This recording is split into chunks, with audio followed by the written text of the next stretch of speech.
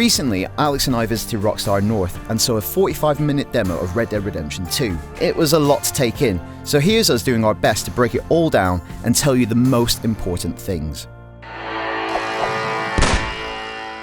So we spent the day at Rockstar North and they talked about making this open world much deeper, more detailed, but what does that actually mean? Well, one of the things I think brought that to life is the way that you interact with other NPCs and other characters in the game. Yeah, so obviously you're playing as Arthur Morgan, and as you're walking through that world, you have a number of ways that you can carry yourself. So you can walk along with your gun holstered, and if you do that, then people will come up to you and they'll say hello and be very jovial, be very nice. But if you walk along with your pistol out, then you'll get a slightly different reaction. So if you're... This is like just down by your side? Yeah, it's not aimed or anything like that, but people will notice the fact that you're almost ready for a fight, and they'll either retaliate in that way if their demeanor is such inclined, or they will step away and they'll go in the opposite direction. Yeah, so everybody you meet in the world, you get kind of contextual responses, a little bit like when you're interviewing someone in LA Noire. Yeah. But they kind of change on the fly. So if you're walking past someone, you might have this option to like greet them, map to like triangle button, circle button would be antagonize, yeah. Square might be like you rob them. Yeah. And you can like rob someone in the game without ever drawing your gun if they're kind of if you meet a wimp. Essentially, yes. You can kind of bully them into giving you their money. Yeah. But as you kind of like having these interactions, those little prompts will change over time. So one of the examples we saw of the world interacting and how it works around you is obviously Arthur going to a fisherman's camp. Now, Arthur wasn't actually spotted going to the fisherman's camp. It was the fisherman's dog who was barking and then chased him into camp. But while the fisherman's going about his business, Arthur's rooting through all of his stuff, stealing kidney beans, this, that, and the other. Eventually, the dog is barking so much that the fisherman comes over and says, what the hell's going on? Now, it's at that point that you get your first kind of decision choice. Do you want to just say to the guy, leave me alone? Or in this case, he was like, no, I'm going to antagonize you. And that's when he pushes him back and says, get out of here. He doesn't know what to do, he's a bit of a wimp. And that's when Arthur sort of, presses him further. Without ever drawing your gun as well. Without ever drawing his gun. He's just a fisherman. He's not there for a fight. No. So he's quite happy to like capitulate and just like go, right, let's leave it, mate, take whatever you want, take my pocket watch, take my whiskey. Yeah, but obviously it could have gone any number of ways. You could have ended up shooting that guy to the point where you'll get a reward on your head. So there's all these little contextual interactions. Also, it'll change if you have like a bounty on the back of your horse. Yeah. People will see that, they'll go, this dude has killed someone. Yeah. I will treat this guy with a little bit more respect or back off. So all these elements kind of change depending what you're doing, what you're wearing, what you've got on your horse. So it kind of has a lot of depth. Yeah.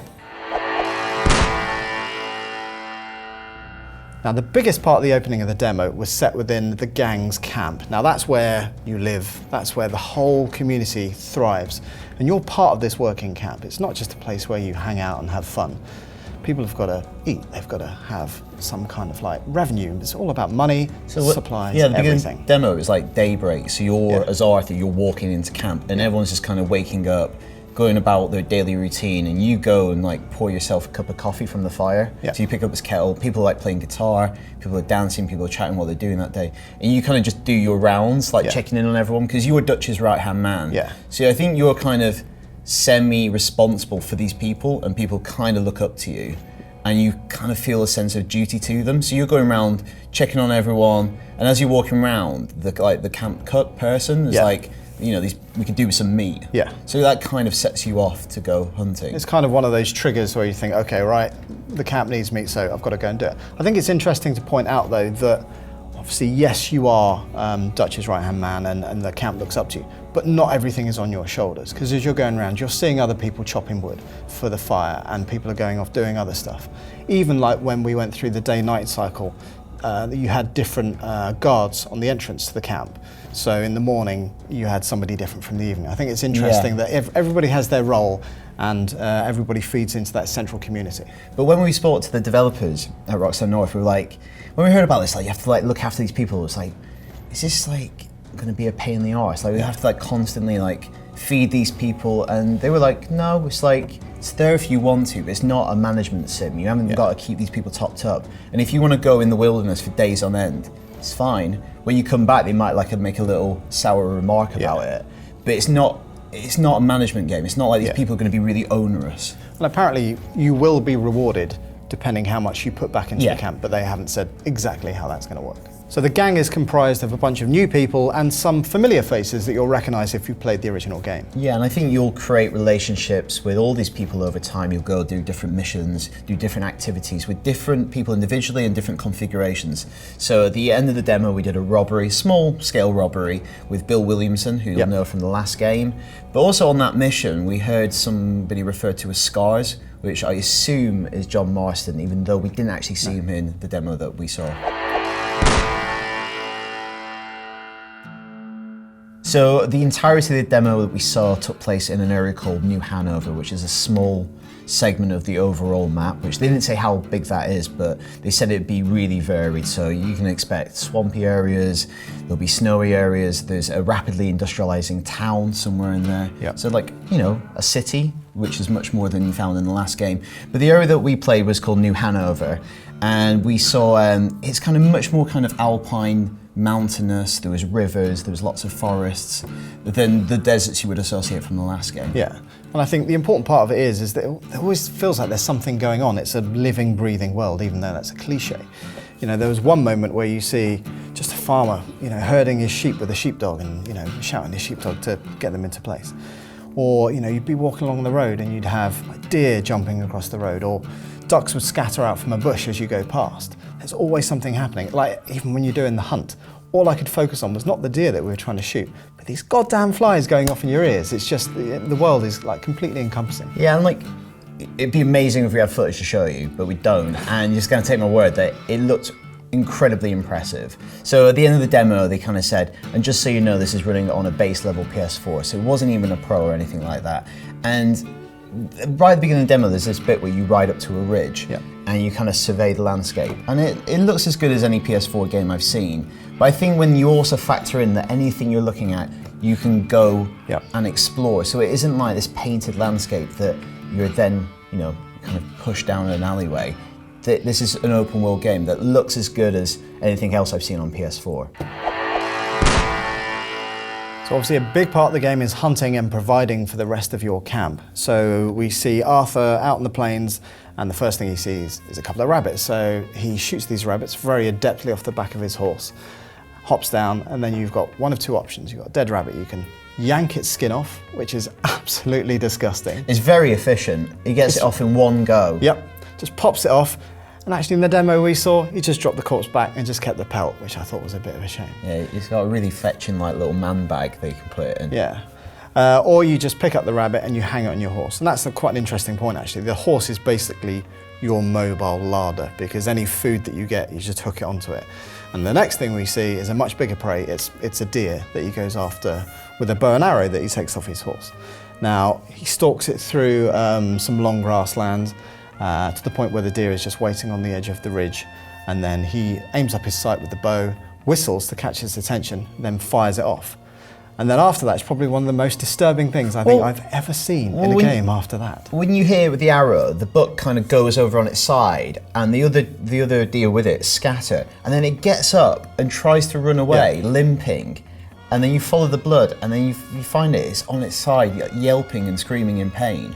That is a noise that will stick with me forever. And then you go up to it and you can choose to kill it, and Arthur gets down on one knee, takes his knife out and stabs it in the heart. Yeah. And the creature, as he would, yelps out in pain, and you know, it's a proper Bambi moment. And so you said that you can take that back to, and in the demo we saw, took it back to camp, took it back to Person, the cook, who slings it down, puts it in a pot, and he's going to feed the camp for the next day. Or you could be entirely selfish. You could ride to the nearest town, sell that, keep all the money, buy yourself a new hat. Now it's important to note that obviously if you use a bow, you get a clean kill, and that is actually worth more when you take it to the butcher's or when you take it back to camp. If you shoot it with a rifle or a shotgun and it's full of buck, then it's not going to be quite as valuable. Yeah, and also you've got to kind of manage what you're doing with the stuff that you've killed. Like if you kill little creatures, you can put them in your satchel and you kind of wrap them up and it kind of preserves them. Yeah. But for bigger stuff, it will decay over time. Rotting is a thing that exists in this game.